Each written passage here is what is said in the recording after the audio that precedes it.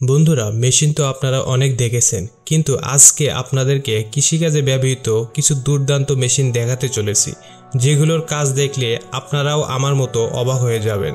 তাহলে চলুন বন্ধুরা, ভিডিওটি শুরু করা যাক। Number 1, cabbage harvester. বন্ধুরা, এই আধুনিক মেশিনটিকে বাঁধাকপি তোলার জন্য ব্যবহার করা হয়।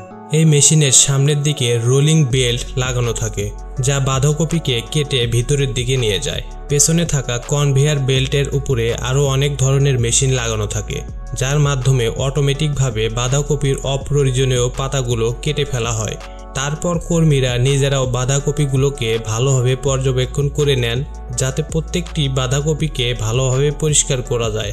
শেষে এই বাঁধাকপিগুলোকে পাশে থাকা একটি কন্টেইনার ট্রাকে লোড করা হয়। নাম্বার 2, মোটি। এই মেশিনটি পাম্পকিন সিড হারভেস্টিং মেশিন, যা আধুনিকভাবে মিষ্টি কুমড়োর বীজকে আলাদা করার কাজ করে। এর মধ্যে কাঁটাযুক্ত রোলার লাগানো থাকে, যা জমিতে পড়ে থাকা মিষ্টি কুমড়োগুলোকে তুলে তা পরবর্তী পদ্ধতির জন্য পাঠিয়ে দেয়।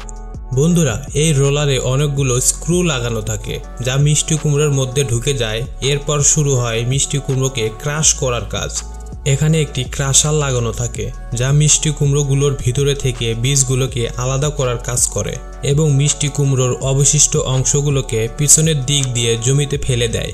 যখন মিষ্টি কুমড়োর বীজগুলো ট্যাঙ্কে ভর্তি হয়ে যায়, তখন সেগুলোকে একটি বড় কন্টেইনারে রাখা হয়। Number 3, tomato harvesting machine. এই মেশিনটি ব্যবহার করা হয় টমেটো সংগ্রহ করার জন্য, যেখানে এই মেশিনটি টমেটোর পুরো গাছকেই তুলে নেন এবং একটি কনভেয়ার বেল্টের মাধ্যমে নিজের ভিতরে ঢুকে নেন। এখানে থাকা কিছু মেশিনের সাহায্যে টমেটোকে গাছ থেকে একেবারে আলাদা করে নেওয়া হয়। বন্ধুরা, আপনারা হয়তো দেখতেই পাচ্ছেন যে কত পরিষ্কারভাবে এই মেশিন টমেটোগুলোকে গাছ থেকে আলাদা করে দিচ্ছে।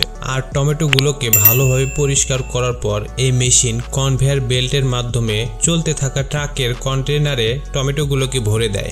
বন্ধুরা, আপনাদেরকে জানিয়ে রাখি, এই মেশিনটি এতটাই দ্রুত চলে যে এই মেশিন 1 ঘন্টায় কয়েক টন টমেটো হারভেস্ট করতে পারে।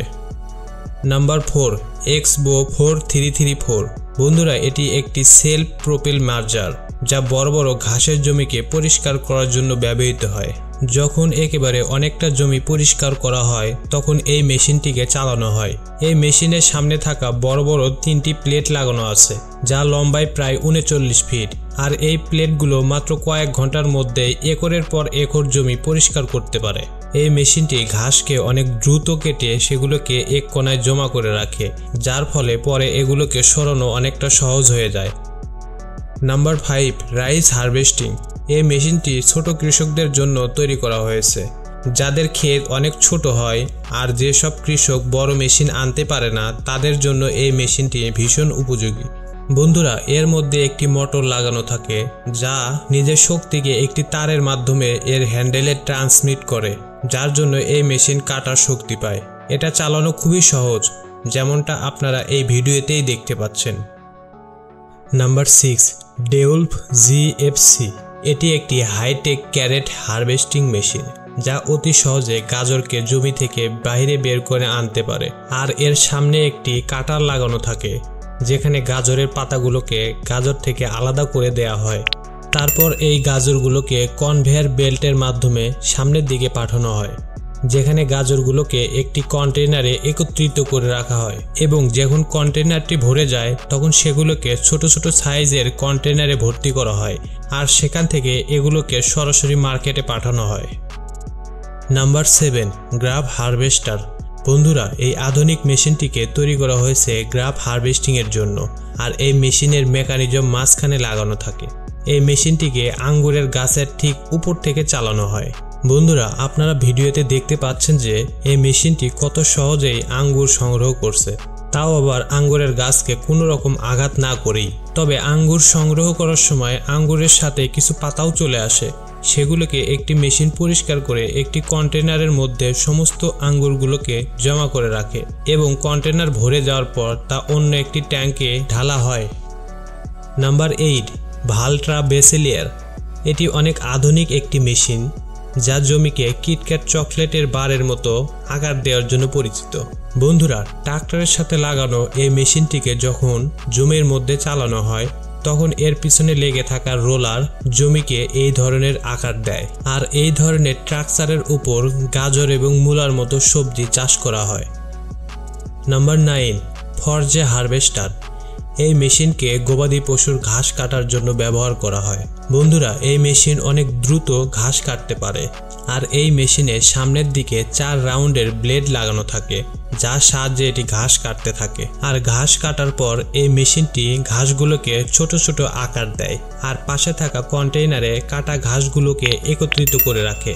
এইভাবে কেটে রাখা ঘাসগুলোকে শুকিয়ে দীর্ঘ সময় পর্যন্ত সংরক্ষণ করে রাখা যায়। Number 10, topping tulip.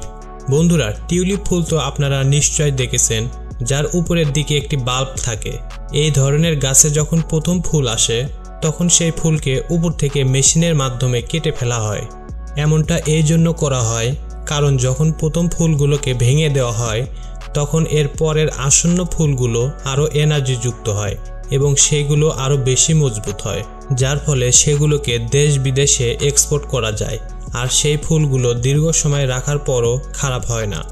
তো বন্ধুরা, এই মেশিনগুলোর মধ্যে কোনটি আপনাদের সবথেকে বেশি ভালো লেগেছে এবং এই ভিডিওটির দ্বিতীয় পর্ব দেখতে চাইলে অবশ্যই আমাদেরকে কমেন্টে জানাবেন। ভিডিওটি ভালো লাগলে অবশ্যই একটি লাইক করবেন, বন্ধুদের সঙ্গে শেয়ার করবেন। কথা হবে অন্য একটি ভিডিওতে অন্য একটি মেশিন সম্পর্কে। সেই পর্যন্ত ভালো থাকবেন। ধন্যবাদ।